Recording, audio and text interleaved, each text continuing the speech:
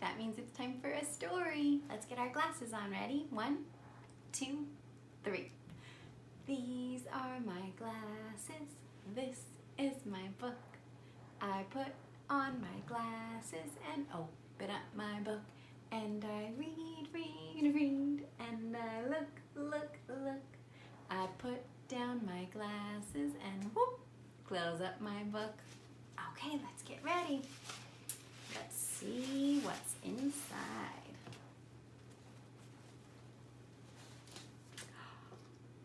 Look at that. I see a little girl and a jar.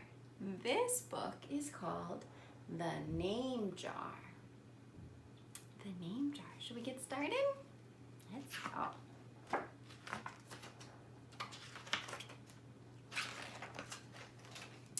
Through the school bus window, Eun-hye looked out at the strange buildings and houses on the way to her new school. It was her first day, and she was both nervous and excited. We just started school a little bit ago too, right? Maybe you felt a little nervous and also excited? I did. She fingered the little block of wood in her pocket and remembered leaving her grandmother in the airport in Korea. Her grandmother had wiped away Eun-hae's tears and handed her an ink pad and a small red satin pouch. "Your name is inside," she had said. "My name?" Eun-hae had wondered. Again, she took out the red pouch to look at the wooden block with her name carved in it. As she ran her fingers along the grooves and ridges of the Korean characters, she pictured her grandmother's smile.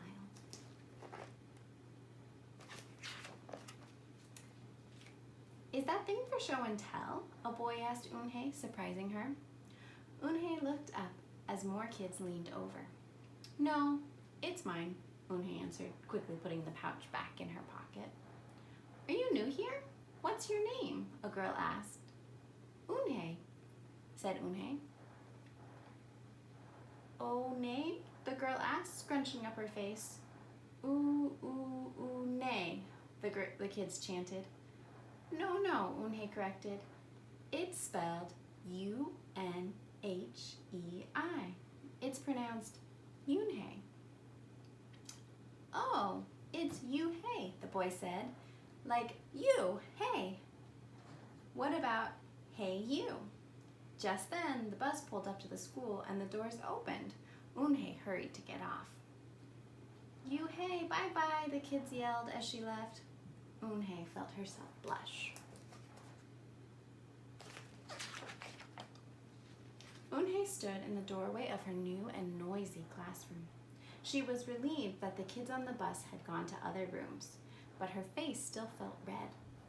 "Aren't you going in?" asked a curly-haired boy with lots of dots on his face. "You're the new girl, right?" he asked cheerfully. Eun-hae nodded. Before she could walk away, the boy took her hand and pulled her through the door. "Here's the new girl," he announced so loudly that the teacher, Mr. Kokotos, almost dropped his glasses. Mr. Kokotos thanked him and greeted Eun-hae. "Please welcome our newest student," he said to the class. She and her family just arrived from Korea last week. Eun-hae smiled broadly and tried not to show her nervousness. "What's your name?" someone shouted. Eun-hae pictured the kids on the bus. I haven't picked one yet," she told the class, "but I'll let you know next week." As Mr. Kokotos showed her to her desk, she felt many round, curious eyes on her. "Why doesn't she have a name?" she heard someone whisper. "Maybe she robbed a bank in Korea and needs a new identity," a boy replied. On the bus home, nobody teased her, but Eun-hae kept thinking about her name. "How was school, Eun-hae?" her mother asked when she walked in. "Did you understand the teacher?" Eun-hae simply nodded. She unpacked her school bags and set the red pouch by a photograph of her grandmother. "I'm glad you were learning English well," her mother said. "You must study hard, behave nicely, and get good grades to show that you are a good Korean." "I will," replied Eun-hae, but I think I would like my own American name," she said quickly. Her mother looked at her with surprise. "Why? Unhei is a beautiful name. Your grandma and I went to a name master for it. But it's so hard to pronounce, Unhei explained. I don't want to be different from all the other American kids. You are different, Unhei, her mother said, and that's a good thing. Unhei just wrinkled her nose.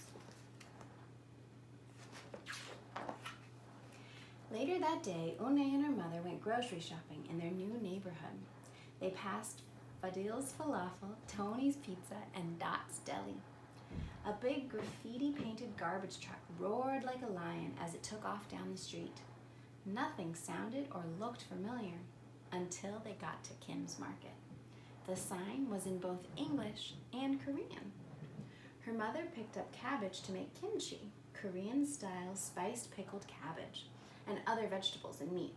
She also found some seaweed, Unhei's favorite, for soup. This made Unhei smile. Just because we've moved to America, her mother said, doesn't mean we stop eating Korean food. At the checkout counter, a friendly man smiled at Unhei. Helping your mother with the shopping, he asked. Unhei nodded. I'm Mr. Kim, he said. And what is your name? Unhei, she answered. Ah, what a beautiful name, he said. Doesn't it mean grace? Unhei nodded again. My mother and grandmother went to a name master for it, she told him. A graceful name for a graceful girl, Mr. Kim said, as he put their groceries into bags. Welcome to the neighborhood, Unhei. That evening, Unhei stood in front of the bathroom mirror. Hi, my name is Amanda, she said cheerfully. Then she wrinkled her nose. Hi, my name's Laura. Maybe not. Her smile turned down. Nothing sounded right. Nothing felt right. I don't think American kids will like me, she worried as she began to brush her teeth. Hei ma nem id shozhe, she said to the mirror with her mouth full of toothpaste. The next morning, when Unhei arrived at school, she found a glass jar on her desk with some pieces of paper in it. Unhei took one out and read it aloud. Daisy. That's my baby sister's nickname, but she said you can use it if you want, said Cindy, who sat next to her. Unhei took out the rest of the paper. Tamila, she read. I got it from a storybook, said Nate. She was smart and brave. Unhei nodded and unfolded another piece. Wednesday? Yeah, you came here on Wednesday, said Ralph. Thank you for your help. A smile spread over Unhei's face. Ralph quickly added, we'll put more names in. You can pick whatever you like, or pick them all, and you'll have the longest name in history. At 3 o'clock, the bell rang for the end of the school day. Unhei looked out the window and saw it was sprinkling. It's the same rain, she thought, but I'm in a different place. She watched other kids leaving in groups. Hey, a familiar voice called out to her. Unhei turned around to see the curly-haired boy again. I'm Joey, he said. And you? Don't you have any name? Unhei thought for a moment. Well, I can show you, she said, and took out the small red pouch. She pressed the wooden block on the ink pad and then stamped it on a piece of paper. Look at that. This is my name stamp, she said. My grandma gave it to me. In Korea, I can use it as a signature when I open a bank account or write a letter. And whenever I miss my grandma, I use it to fill a piece of paper. Want to try it? She offered the stamp to Joey, and he carefully inked the stamp and pressed it hard on the paper. The red characters gleamed against the whiteness. Wow, that's beautiful, Joey said. Can I keep the paper? Sure, Unhei said. And then the two of them shared her umbrella as they walked to the school bus.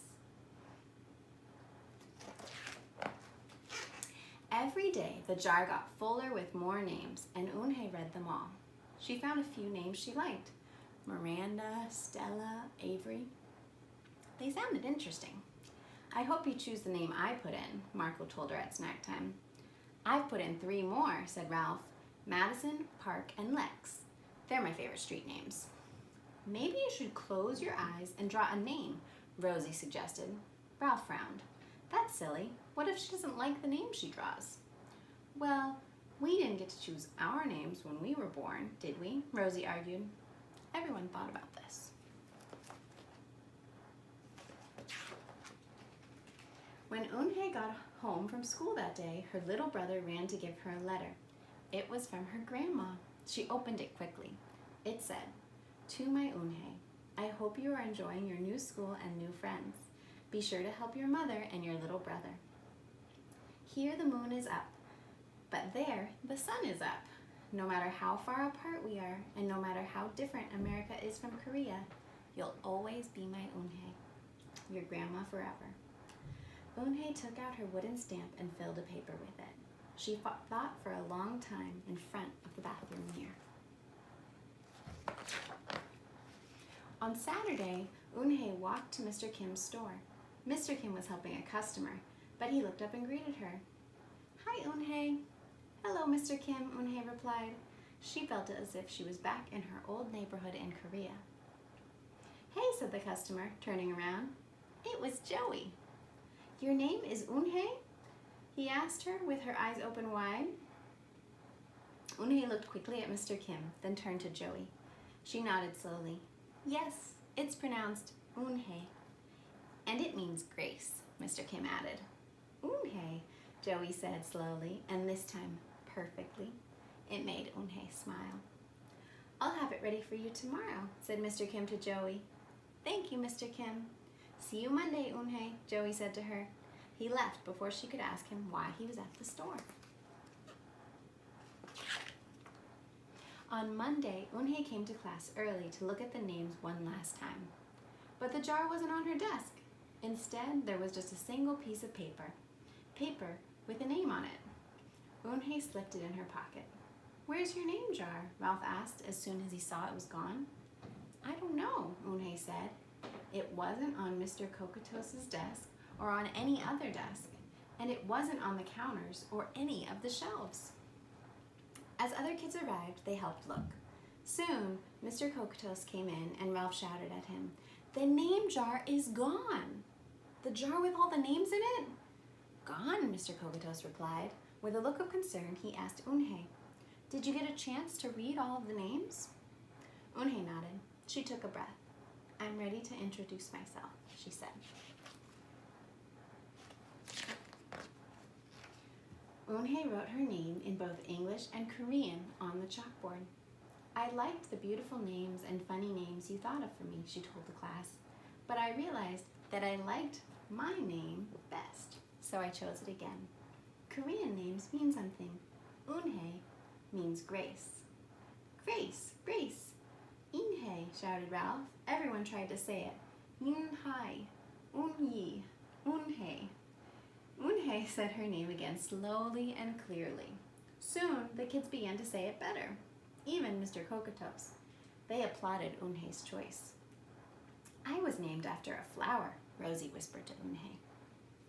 "Lots of American names have meanings too," Mr. Kokotos reminded everyone. When the class was dismissed, Eunhae heard her new friends say goodbye. "Bye, Eunhae. See you tomorrow." "Goodbye, Eunhae." Eunhae said goodbye, and then looked around for Joey, but he was already gone. "Eunhae, Eunhae, come downstairs." Mother called up to Eunhae. "Your friend is here." Eunhae rushed down to see who she meant. There stood Joey, and in his arms was the name jar. "Where did you find it?" asked Eunhae breathlessly. Joey looked embarrassed. Well, I took it, but only because I wanted you to keep your own name." "And you did." He reached in and pulled out the names. "Do you want to keep them?" he asked.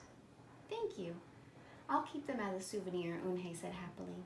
Then she pulled out a piece of paper from her pocket. "Do you want this back?" Joey grinned. "You can keep it.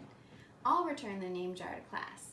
Maybe you can put some Korean nicknames in it for us, names with good meanings." "I could do that," agreed Eunhae. "I've already got a Korean nickname," Joey said. "Mr. Kim helped me choose it." Carefully, he pulled a small silver felt pouch from his pocket. Then he took out a dark wooden stamp with beautiful Korean characters carved sharply into it. He pressed it on the ink pad. And then on the piece of paper next to her name, Chinku, read Eunhae. That means friend. And Chinku smiled back. The end. Thanks for listening, friends. Bye.